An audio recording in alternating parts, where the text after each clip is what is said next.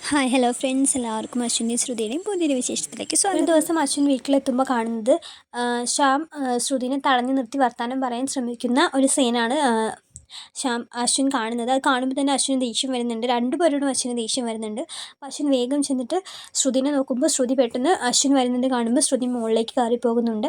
ശ്യാമിനോട് അശ്വിൻ പറയുന്നുണ്ട്, ശ്രുതി എൻ്റെ ഭാര്യയാണെന്നുള്ള കാര്യം നിങ്ങൾ ഇനിയും മറക്കുകയാണ്. ഇനി ഇത് ആവർത്തിച്ച എൻ്റെ സ്വഭാവം ഇതുപോലെ ഒന്നും ആയിരിക്കില്ല. ഞാൻ നിങ്ങളോട് പറഞ്ഞിട്ടുണ്ട്. ഇനി പഴയ പോലെ ശ്രുതിയോട് ഇടപഴകാനോ ശ്രുതിയോട് സംസാരിക്കാനോ ശ്രമിച്ചു കഴിഞ്ഞാൽ ഞാൻ എന്താ ചെയ്യാമെന്ന് എനിക്ക് തന്നെ അറിയില്ല എന്നൊക്കെ പറഞ്ഞിട്ടുണ്ടെന്നൊക്കെ പറഞ്ഞിട്ട് അശ്വിൻ ശ്യാമിനോട് നന്നായി ദേഷ്യപ്പെടുന്നുണ്ട്. പക്ഷെ ശ്യാം അതൊന്നും മൈൻഡ് ചെയ്യുന്നില്ല. അത് കഴിഞ്ഞിട്ട് റൂമിൽ ചെന്നിട്ട് ശ്രുതിയോടും അശ്വിൻ നന്നായിട്ട് ദേഷ്യപ്പെടുന്നുണ്ട്. അപ്പോൾ ശ്രുതിക്ക് മനസ്സിലാവുന്നില്ല എന്തിനാണെന്ന്.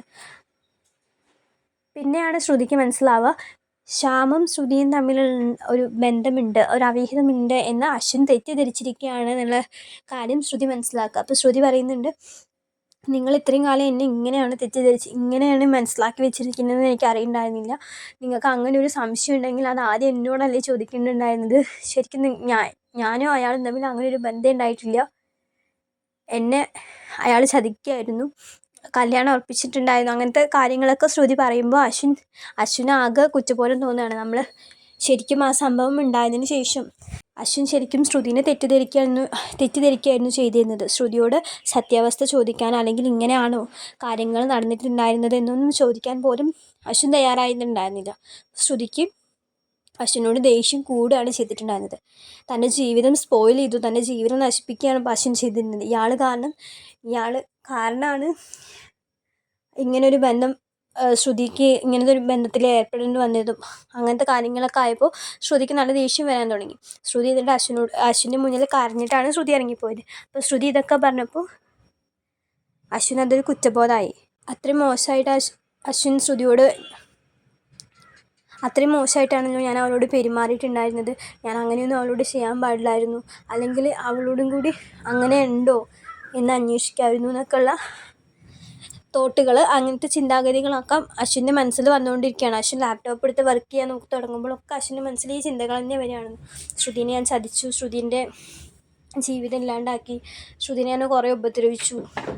ആ ഒരു ഇത് മാത്രമാണ് അശ്വിൻ്റെ മനസ്സിലുള്ളത്. പിന്നെ അശ്വിൻ ആകെ ദേഷ്യമാണ്. അശ്വിൻ ഒന്നിനോടും താല്പര്യമില്ലാത്ത പോലെ പെരുമാറാൻ തുടങ്ങുന്നുണ്ട്. അഞ്ജലിയോട് അശ്വിൻ ചൂടാവുന്നുണ്ട്, മുത്തശ്ശിയോട് ചൂടാവുന്ന സീൻസൊക്കെ വരുന്നുണ്ട്. അത് കഴിഞ്ഞിട്ട് പിന്നെ റൂമിൽ ചെല്ലുമ്പോൾ ശ്രുതി റൂമിൽ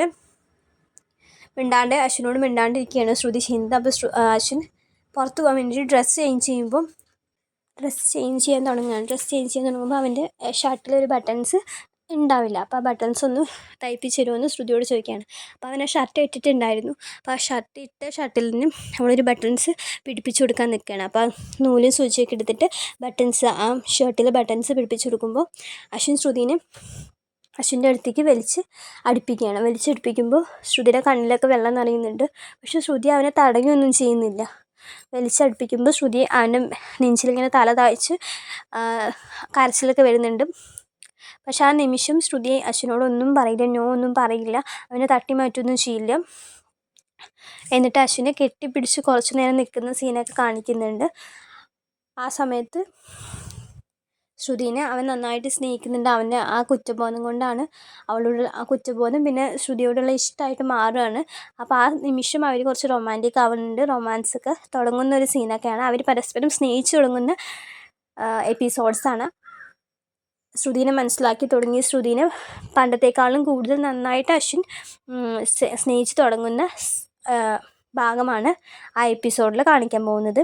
അപ്പോൾ അന്ന് ശ്രുതിയും അശ്വിനും എല്ലാ അർത്ഥത്തിലും ഒന്നാവുന്ന ഒരു എപ്പിസോഡ് കൂടിയാണ് അന്ന് ഉണ്ടാവാൻ പോകുന്നത്.